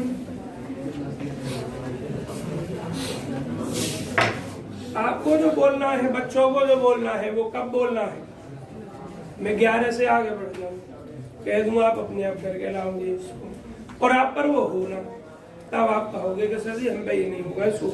अभी तो मैं 11 से बहुत पीछे बढ़ा हूँ, तो मैंने अभी 6 तक के लिए बोला है। अब 7वें में देखो क्या है, ए पार्टिकल मूव्स, पार्टिकल गति करता है अलोंग द कर्व, इसमें एक्स दिया है अलग, वाई अलग दिया है, जेड अलग दिया है। जब बच्चों कंपोनेंट अलग अलग दें तो पोजीशन वेक्टर निकालना आपको सबसे पहला काम है, और पोजीशन वेक्टर क्या होता है, x into y plus y into z plus z into k. तो एक्स वाई जेड के मान यहाँ रखोगे जो भी दे रखे हैं। एक्स का नाम दिया e की power minus t into y के, वाई मेरे भाई बहन क्या दिया है 2 cos 3t into j cap, और जेड क्या दिया है 2 sin 3t, 2 sin 3t into k cap r vector. अब आपको करना क्या है, determine the velocity and acceleration at any time t. किसी भी समय टी पर आपको वेलोसिटी और एक्सीलरेशन मतलब वही ज्ञात करने जो मैंने पीछे सवाल में करवाए, और लास्ट में उसने कह दिया एंड देयर मैग्नीट्यूड। अब उनका मैग्नीट्यूड भी निकालना, और मैग्नीट्यूड निकालने के बाद टी बराबर 0, मतलब एक्सीलरेशन और वेक्टर वो तो टी के रूप में ही निकालने हैं, लेकिन मैग्नीट्यूड निकालना टी बराबर 0। समझ गया आगे ना? सवाल सेकंड पार्ट में क्या बोला है, सिद्ध कीजिए A B C constant vector है, आर इतना दिया है, is the path of a particle, particle का पथ है moving with the constant acceleration. तो क्या कहा, एक मिनट पढ़ूं, A vector B vector C vector constant vector है, तब आर वेक्टर इतना इज द पथ, पथ है ऑफ ए पार्टिकल, पार्टिकल का moving with a constant acceleration. तो मतलब कहने का ये है बच्चों, दो बार डिफरेंशिएशन करना है और कांस्टेंट में आ जाएगा।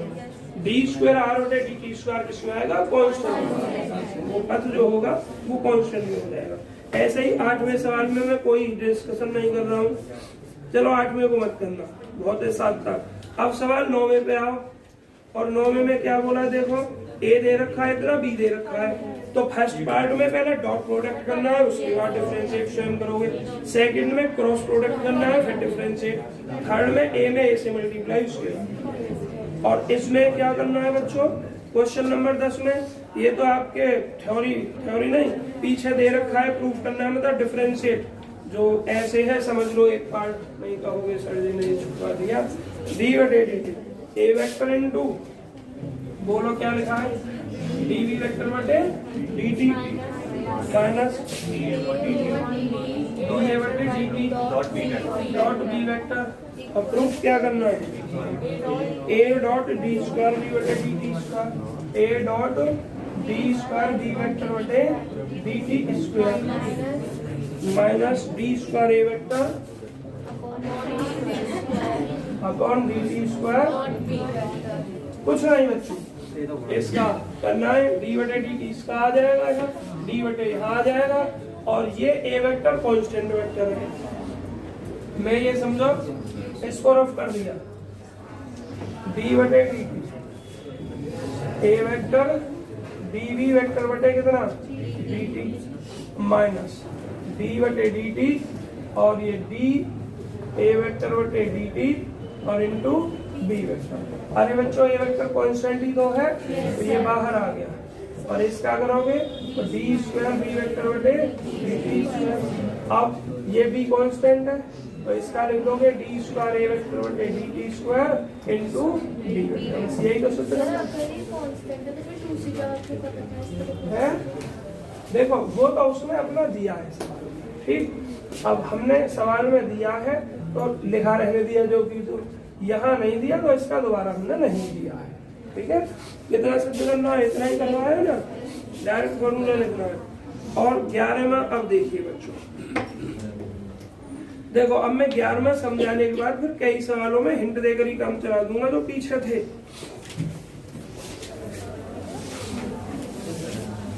देखो क्या सिद्ध करना है, are vector is a unit vector if, आवाज नहीं बच्चों, आर जो है इसको यूनिट वेक्टर बताया है, if r is a unit vector then prove that if r is a unit vector then तब वी हैव टू प्रूव, हमें सिद्ध करना है, we have to prove that, हमें क्या सिद्ध करना है मेरे बच्चों, ये आर वेक्टर डार्क में लिखा हुआ है, are vector cross D R vector बटे डी टी। अब ये डार्क में कैसा है, डार्क नहीं है, इसमें यहाँ सवाल में कहीं मिस्टेक भी हो सकती है, कहाँ मिस हो जाएगा डार्क करना, मोड डी आर वेक्टर बटे डी टी, ये भी मॉड है। चलो ध्यान से सुने कैसे करोगे अब आप इसको, ये आर यूनिट वेक्टर है और आपको ध्यान होगा आर को ऐसा लिखते हैं, ऐसे तो लिखते हैं, तो क्या लिखोगे, इफ आर इज ए, तो ऐसे लगाओ, ऐसे लिखो, इतने इज ए यूनिट वेक्टर, इतने इज ए यूनिट वेक्टर। अगर इतने यूनिट वेक्टर है देन तब मेरे बच्चों आर कैप को आप लिखते हो आर वेक्टर पे आर वेक्टर का मापांक, ठीक। और इस मापांक को हम सिंपल आर से लिख देते हैं, मतलब ना वेक्टर लिखते ऊपर ना उसके ऊपर मापांक, ये कैप का निशान लगाते, तो आर कैप। तो ये आर वेक्टर का जो मान हो गया वो आर इंटू आर। समझ में आ गया नहीं है? अब हमें इसका मान निकालना है पहले डी आर वेक्टर बटे डी टी का। मेरे हिसाब से बच्चों यहाँ आर वेक्टर ना होगा, आपका सिंपल आर होगा ये वाला, तब डिफरेंशिएट कर पाएंगे। यहाँ मिस्टेक है सवाल में, लिखा तो यही है, दिखाई हमें भी यही दे रहा है। देखो जरा, r vector cross d vector बटे डी टी, क्या लिखना है हमें? आर वेक्टर अगर लिखा है तो आर और इनटू कितना आर कैप, और हमें इतना सिद्ध करना है। आज लर्न करो बच्चों। अब इतना सिद्ध करने के लिए यहाँ हम फॉर्मूला लगाएंगे अपना। आर वेक्टर इसको क्रॉस रहने दो, आवाज नहीं बच्चों, और यहाँ अपना फॉर्मूला लगाओ। फॉर्मूला वही वाला जो अभी सिखाए थे आपको मैंने जिस क्रम में। अब पहले समझ लीजिए कौन क्या है। ये आर वेक्टर का तो मैंने मान रख दिया, मैंने क्या लिखा ये लिख दिया पहले डायरेक्ट। बी है, हम रख रहे हैं, क्या रख रहे हैं भाई? मना नहीं कर रहा मैं बात करने के लिए आपसे। हम किसका मान निकाल रहे हैं? इसका। तो हम क्या लिख रहे हैं? R vector cross D R vector बटे डी टी। अभी मॉड वगैरह नहीं, डन। ये आर जो भी तो लिखा डी बटे डी टी आर वेक्टर का मान। अब यहाँ इनको समझो, ये क्या है देखना। ये तो कैप एक अंक वेक्टर है और ये अपना मॉडुलस है। समझ में आ गया? अब देखिए ध्यान से क्या लिखोगे इसको? आर वेक्टर क्रॉस, ये डॉट प्रोडक्ट लगा हुआ है, ध्यान रखेंगे इस बात का। डी आर बटे कितना डी टी, और ये आपका आर कैप रहेगा, और प्लस अब क्या लिखोगे? आर इंटू, और ये क्या हो जाएगा आपका? डी आर कैप बटे कितना, ये इतना रहेगा आपका। आप ध्यान से देखिए,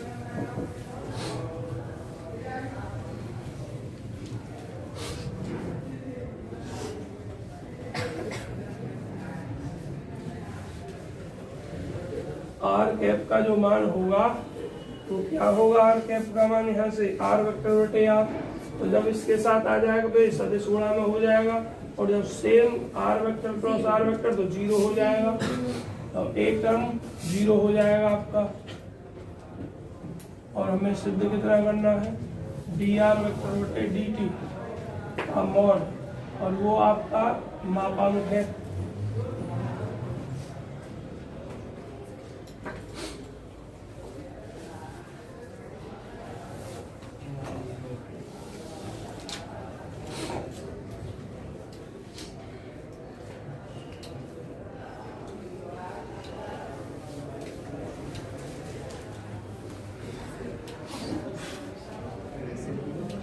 आवाज नहीं करो बच्चों।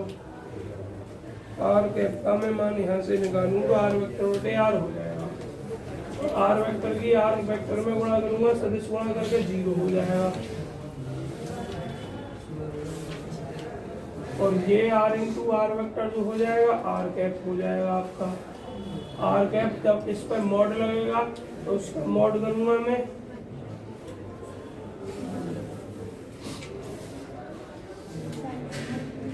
आवाज नहीं। चलिए,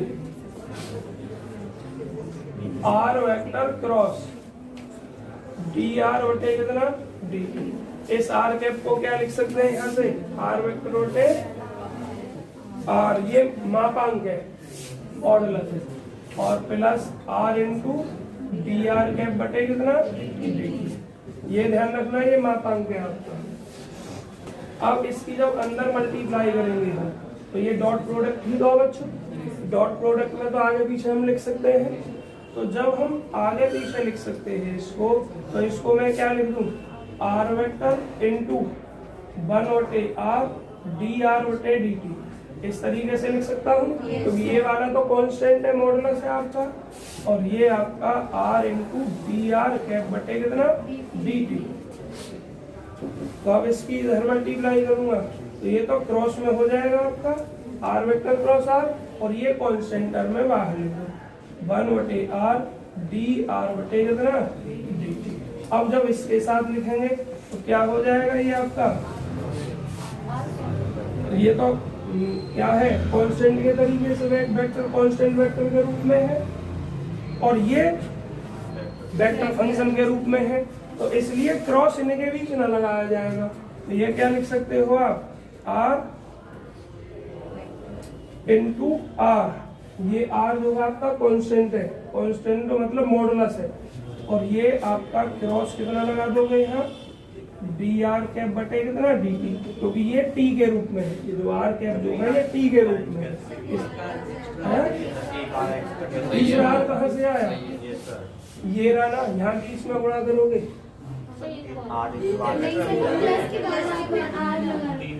अच्छा ये गलत किया है एक्स्ट्रा में, ये गलत है। अब मुझे एक बात बताओ, आप सेम प्रोडक्ट की वेक्टर प्रोडक्ट करते तो जीरो होता है, तो जीरो हो गया ये पूरा। अब ये जो है आपका, इसको आप आर कैप नहीं लिख सकते हो, लिख सकते हैं नहीं लिख सकते, और ये क्या है हमारा डी आर कैप बटे डी।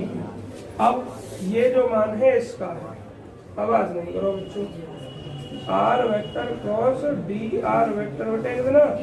अब इस पर मॉड लगाओगे मापांक, जब इस पर मापांक लगाएंगे हम, R vector cross D R vector बटे D T is equal to, इस पर भी लगेगा डी आर के बटे कितना डी टी। अब बच्चों आप जानते हैं दो वेक्टरों का ये एकांक सदिश है और ये भी एकांक सदिश। एकांक सदिश का जो मापांक होता है वो क्या होता है, यूनिट होता है, आपने पढ़ा होगा, यूनिट वेक्टर का मापांक 1 होता है। तो इसका मापांक 1 लिख दिया जाए और ये डी आर के बटे कितना डी। लेकिन अब हमारा जो सिद्ध करने में इस पर वेक्टर लगा हुआ है, ये अंतर आया बस। तो हो सकता है बच्चों आपके संख्या में मिस्टेक हो, तो आर की वैल्यू रख देंगे और इसका मोड 1 हो जाएगा। अच्छा यहाँ आर कैप की वैल्यू रख के, एक minute, r vector upon r, हाँ सही है, यहाँ से यहाँ तक ठीक है बच्चों। आप फोटो खींच लीजिए, पहला पेज नंबर कितना 5, एक बार समझा और दूंगा इस सवाल में, जिसकी समझ में ना आया होगा आप फोटो खींच लो पहले।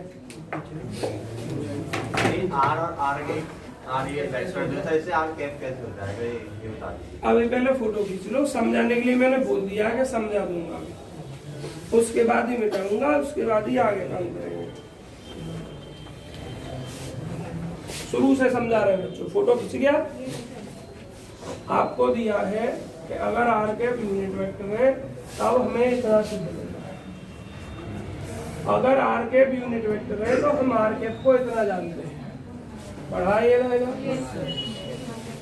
तो आर कैप मेरा इतना हो गया, मैंने मोड ऑफ आर वेक्टर को खाली आर से लिख दिया है ना, नोट कर दिया केवल आर से। यहाँ से आर वेक्टर का मैंने मान क्रॉस मल्टीप्लाई करके इतना निकाला। अब मुझे इसका मोड सिद्ध करना है, तो मैं r vector cross D R बटे डी टी का मान निकाल रहा हूँ पहले। आर वेक्टर क्रॉस डी बटे डी टी, आर वेक्टर का मान है यहाँ से आर इंटू आर कैप। यहाँ मैंने फॉर्मूला लगा दिया वही जो बताया था, इसका डिफरेंशिएट इनटू आर वेक्टर, पहला ये आर बाहर और इस आर कैप का डिफरेंशिएट। अब आप किसके लिए कह रहे हो, इसको कैसे लिख दिया ये नीचे, तो अभी लिखेंगे उसको। पहले यहाँ देखो, इसको मैंने इतना लिख दिया, यहाँ तक तो कोई प्रॉब्लम नहीं। यहाँ लिखने के बाद इसकी मैंने क्रॉस मल्टीप्लाई कर दी, यहाँ भी आपको कोई प्रॉब्लम नहीं है। अब जब मैंने इसको मल्टीप्लाई करके लिख दिया ये, और अच्छा अभी तो इसी को सरल करके लिखा है, चलो ये तो आ गई आपकी समझ। अब इसकी मैंने मल्टीप्लाई किया है यहाँ, और आप कह रहे हो आर वेक्टर इंटू आर, ये लाइन कैसे आ गई, यही तो कह रहे हो। अच्छा और इससे नीचे ये तक समझ में आ गई, ठीक है। तो इसको हमने 0 लिख दिया, मैंने क्या किया है आर इंटू आर वेक्टर, और ये क्या आर कैप, यहाँ पे आना अपना आर कैप को, आर कैप क्या लिखा है, तो R cap is equal to are vector into are, तो R vector is equal to कितना आर इंटू आर कैप। अच्छा इसीलिए यही मिस्टेक आई है, तो यहाँ गलत लिख गया। तो आर को इतना लिखेंगे, तो आर इंटू आर वेक्टर का मान देखना, ना मिलेगा तो रुक जाओ, परेशान मत हो, कुछ उसमें से यूज करना है। मतलब यहाँ तक तो सही है, इस लाइन ये भी 0 सही है। इसके स्थान पर हम किसका मान निकाल कर रख सकते हैं? आर का मान अगर यहाँ से निकालेंगे तो आर वेक्टर बटे कितना, आर कैप हो जाएगा। किसका मान? आर का मान हो जाएगा आर वेक्टर बटे आर कैप। तो यहाँ आर वेक्टर बटे हो गया बच्चों सवाल तो वही आगे जो सिद्ध करना है। इस लाइन को मैं मिटा रहा हूँ और इसके स्थान पर मिटा रहा हूँ, ठीक है। तो उस फोटो को डिलीट कर देना, दोबारा खींचना, और इसके बाद में यहीं लिख दूं मिटाकर। अब नहीं, फोटो खींचना है कि तुम्हें थोड़ा छोटा लिख दो, r vector cross D R vector बटे डी टी।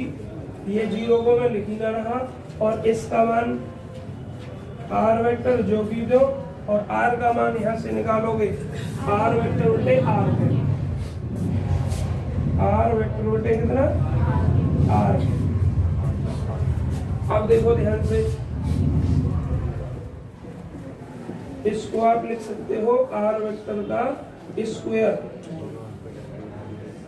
आर वेक्टर के मॉड का स्क्वायर। जब किसी वेक्टर का स्क्वायर करते हो आपको पढ़ा होगा ए वेक्टर इनटू ए वेक्टर, तो इसको लिख सकते हैं ए वेक्टर के मॉड का स्क्वायर। तो ये मॉड ऑफ आर वेक्टर का स्क्वायर, और बटे में क्या है ये नीचे आर कैप, और ये क्या है आपका डी आर कैप बटे डी टी। बच्चों यहाँ के बाद कहाँ लिखूं मैं? उधर का दिख रहा है या नहीं बच्चों को? दिख रहा है?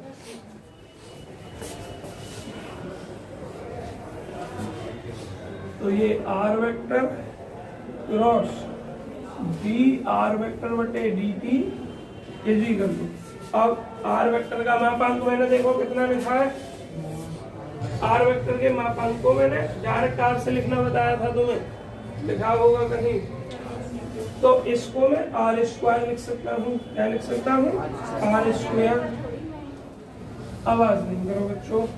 और ये हमारा क्या है? आर कैप है, और इनटू कितना, डी आर कैप बटे डी।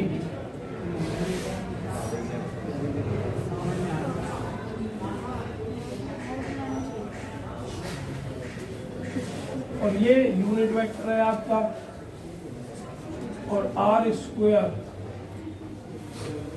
उसका वन नहीं होगा बच्चों। यहाँ कौन सी प्रॉपर्टी लगेगी? चलो यहाँ के बाद कल करवाएंगे तो सवाल को, है ना। यहाँ तक फोटो खींच लो बस। ये सवाल यहाँ के बाद कल किया जाएगा। पेज नंबर 5 है, क्वेश्चन नंबर कितना है? 11। अरे बंद मत करो, अभी पीछे के सवाल रहेंगे सब ध्यान से, और टाइम बचा अभी आपका। अब सवाल शुरुआत के रह गए, पहला, दूसरा, तीसरा, इनका डिस्कशन नहीं हुआ अभी। फोटो खींच लिया इसका और लिख लेना है। ये सवाल पूरा नहीं है, कल करवाएंगे यहाँ के बाद, थोड़ा बहुत रह गया होगा।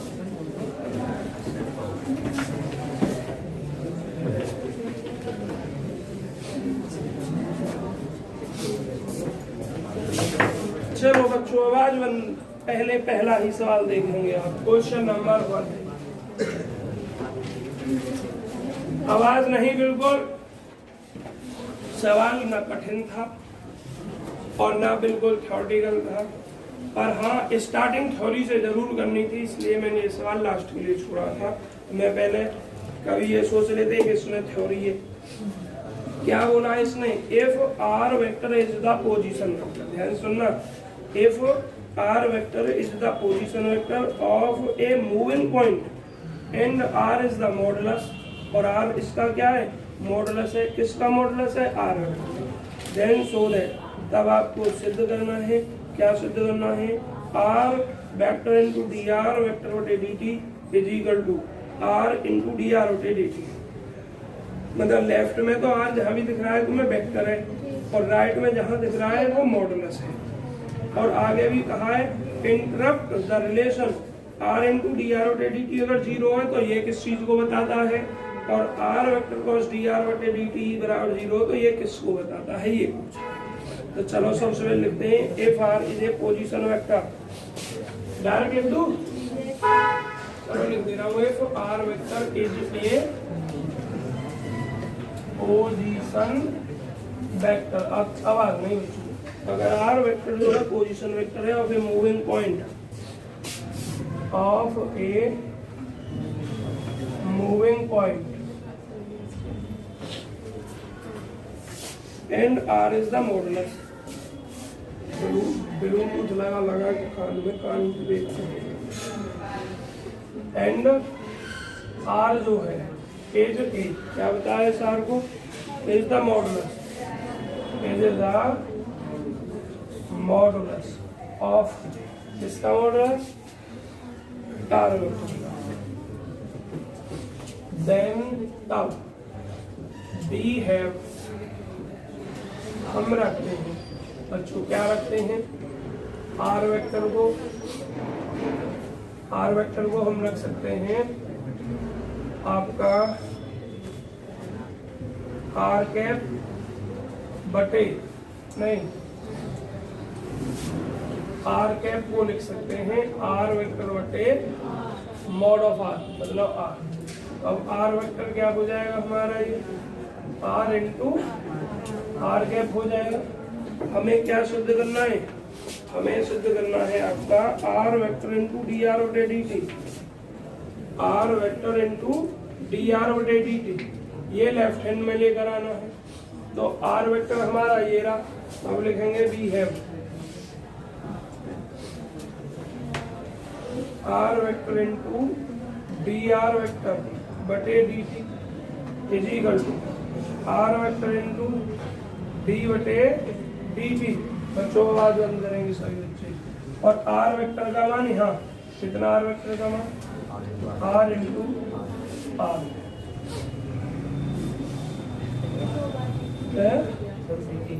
अच्छा, दो बार एक जगह और समस्या आ रही है इसमें भी, क्योंकि इस तरीके से अगर मैं यहीं से करता हूँ, यहीं से आपका दिखाई ना दे रहा मुझे, लेकिन अगर मैं इसका स्क्वायर करके करता हूँ आवाज नहीं होगी। हमें केवल सिद्ध कितना करना है। कभी कभी ऐसा होता है कि एक तरफ से करते हैं तो आता नहीं है और किसी दूसरे तरीके से करते हैं तो आ जाता है। तो हमें सिद्ध करना है, यहाँ पे भी व्यक्त करना है और यहाँ पर भी व्यक्त करना है, मतलब मॉड के रूप में हमें इतना सिद्ध करना है।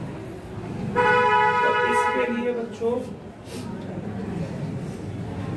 देखो, इससे नहीं होगा बच्चों, दूसरे तरीके से पहुंचो आप। कैसे लिखोगे, देन तब we have are vector into r vector. आवाज नहीं करें, पहली स्थिति जो थी मैंने चेक कर ली, उससे नहीं हो रहा। तो अब are vector into r vector, mod of r vector का स्क्वायर लिख सकते हो इसको। अभी बताया है, पहले भी पढ़ा था और कहोगे प्रूफ भी करके दिखा दूंगा।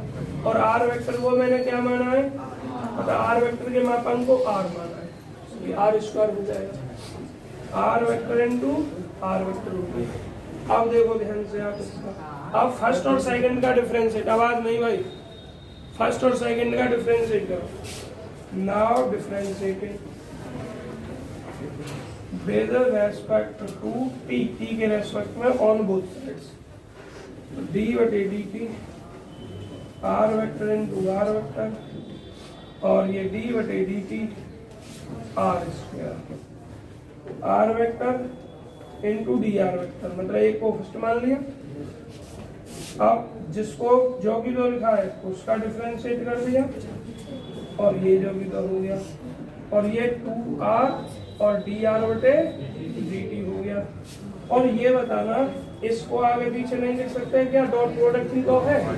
तो अगली लाइन क्या हो जाएगी आपकी, r vector into dr vector बटे dt प्लस, इसको कम्यूटेटिव प्रॉपर्टी क्रम में लगा रहा हूँ, r vector into dr vector बटे dt और इजिकल टू इतना 2r, आवाज नहीं भाई, dr बटे dt, ये दुगना हो जाएगा ऐड करके, 2r vector into dr vector बटे dt equal to 2r dr बटे dt। 2 से ये 2 कैंसिल हो गई, और यही हमें प्रूव करना है।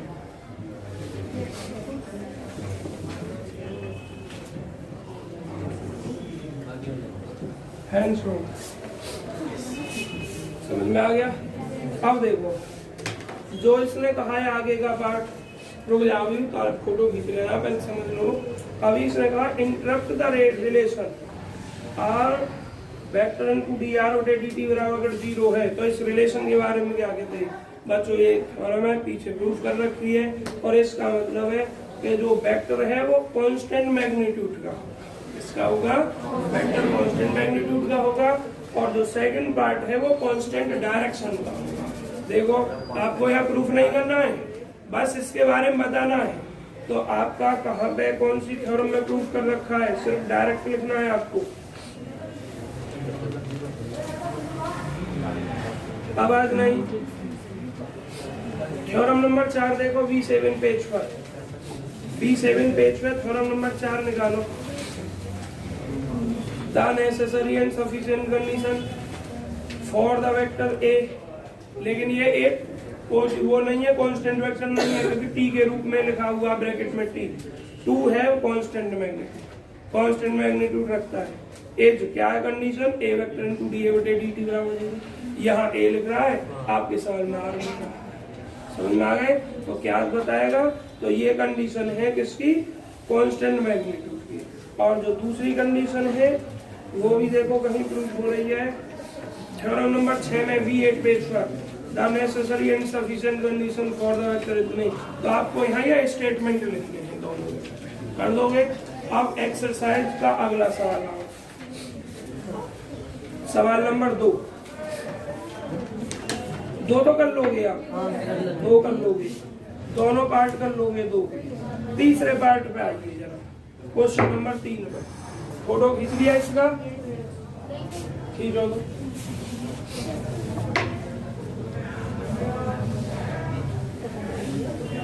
बच्चों देखो, जैसे इस एक्सरसाइज में हर सवाल करवाया है, हर सवाल पर डिस्कशन किया है। पहला दिन था इसलिए किया है, आगे हर सवाल पर डिस्कशन नहीं होगा।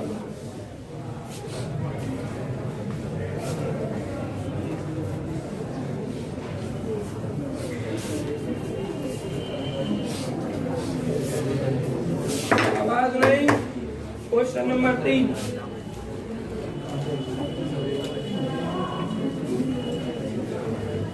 चलिए क्वेश्चन नंबर 3 जो है इसमें आपसे कहा है प्रूव दैट, सिद्ध कीजिए। क्या सिद्ध करवा रहा है, r cap cross D r cap और इजिकल टू आर वेक्टर है। अभी r vector cross D R vector बटे में आर स्क्वायर। भैया जहां उसने क्या कहा है कि आर वेक्टर जो है आर इंटू आर, ये कहा बच्चों। तो आपको इतना शुद्ध करना है, बड़े आराम से आप इतना प्रूफ कर सकते हैं। एक तो शॉर्ट तरीका में, लेकिन आपको दिमाग ज्यादा लगा। एक थोड़ा लेंथी तरीका है। यहाँ क्या लिखा है आपका, आर कैप लिखा है और आर कैप आपको बताया है कितना, ये यहाँ से लिख दोगे, आप जानते हो ये चीजें। सिंस चूंकि बात बंद है, are vector is equal to r into are, तो आप यहाँ से आर कैप का मान अगर निकालोगे तो ये हो जाएगा डी आर वेक्टर, ये डी और कितना, एक मिनट, आर कैप निकालना है अभी। तो आर कैप का मान होगा आर वेक्टर बटे। अब इससे इसका मान निकालोगे, इसका मान कैसे निकालोगे बच्चों, आर कैप को चलो मैं लिखा रही शॉर्ट से ही कर दूं। ये हो जाएगा आपका डी आर कैप, अगली line r cap cross D. R cap का मान यहाँ से लोगे, आर वेक्टर बटे कितना आर। फर्स्ट और सेकंड हो जाएगा, फर्स्ट और सेकंड से आप करोगे आर कैप क्रॉस फर्स्ट और सेकंड। चलिए इसको फर्स्ट और 1/r आर को सेकंड अगर हम माने 1/r और ये डी आर वेक्टर और प्लस आर वेक्टर, और ये क्या हो जाएगा 1/r का माइनस 1/r स्क्वायर, और r का क्या हो जाएगा dr हो जाएगा। इससे थोड़ा सा प्रॉपर्टी ज्यादा यूज होती है।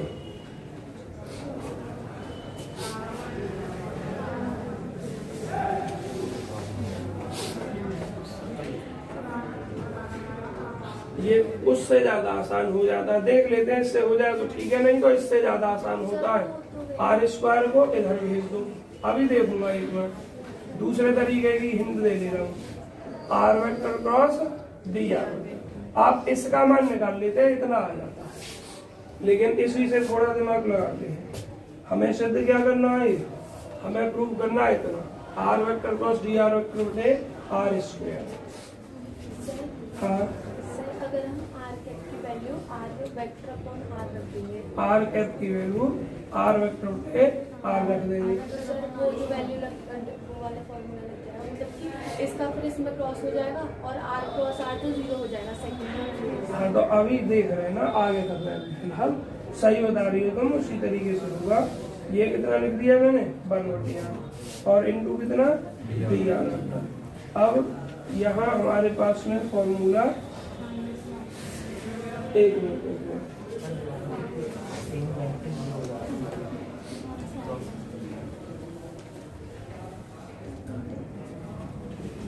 यहाँ जब इसको करें तो आर कैप बटे आर कैप बटे आर कितना हो जाएगा आर वेक्टर ये वाला पार्ट क्या हो जाएगा 0 हो जाएगा, और यहाँ आर कैप का मान ये वाला आर वेक्टर बटे आर रख दें, ये डी आर हो गया बच्चों। थोड़ा अब इसकी मल्टीप्लाई यहाँ करो तो आप प्लस है, बाहर कहीं पे भी चेंज कर लो, चेंज होना है कहीं पे भी चेंज कर लो। चलो मैं अंदर ले जाकर चेंज कर रहा हूँ, ठीक है। तो ये कितना लिख दिया मैंने आर कैप, चलो बाहर कर लो, आप कह रहे हैं बाहर कर लीजिए, तो बाहर रखो आर कैप का मान यहाँ से आर वेक्टर बटे कितना r 1/r d are vector plus ये आपका हो जाएगा आर वेक्टर और बटे कितना आर स्क्वायर, यहाँ माइनस लिख दे रहा हूँ मैं, और ये कितना आपका डी आर। अब इसकी मल्टीप्लाई पहले इसमें यहाँ क्रॉस और है, तो इज इक्वल टू ये हो जाएगा r vector cross D R vector और बटे कितना आर ये और आर ये आर स्क्वायर। अब इसकी यहाँ करोगे पहले तो प्लस माइनस माइनस हो जाएगा, ये आर और ये आर अलग लिख दो वापस, और ये are vector cross r vector minus, हाँ पहले लिखना तो पड़ेगा आर की हाथ पे, और ये are vector cross r vector और ये डी आर। अब देखिए ये आपको इतना प्रूफ करना है, और ये आपका 0 होता है, तो अब सेकंड पार्ट आपका पूरा 0 होगा। तो ये आपका are vector cross D R vector बटे आर स्क्वायर हमें यही सिद्ध करना था, ये हेंस प्रूफ हो गया। तो इम्प्लाइज कर गया कितना r cap cross D r cap is equal to are vector cross. आवाज बंद कर लो, एक बार और समझा दूंगा, समझा। मैं ईमानदारी से तो सब सवाल लिखा था, मैं दूसरे तरह से करने के मूड में था, फिर मैंने इसी से कर दिया, देखो ध्यान से। लेकिन दूसरे तरीके से जब करोगे तो ये आर स्क्वायर यहाँ ना रखा, आपको इधर ले जाना है, और आपको इसका मान इतना दिखा देना है r square into are cap cross D R.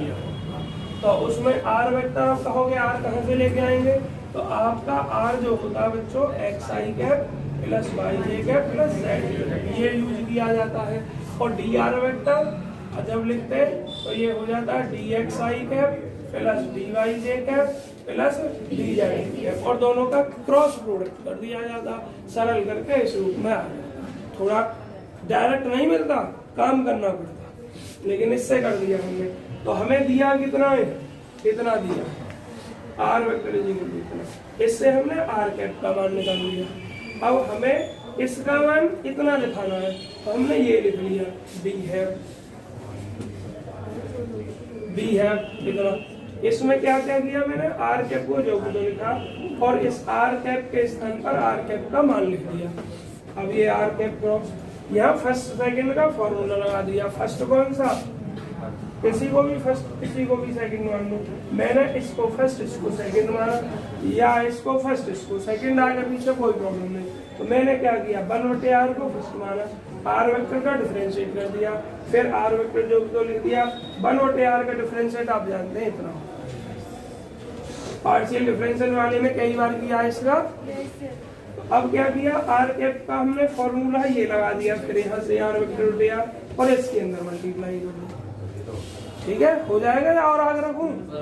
ठीक है, तो बच्चों ये आपकी एक्सरसाइज, अब एग्जाम के ऊपर निशान लगाना जो जरूर करने हैं। ठीक है, उसके बाद तुम्हारी मर्जी है।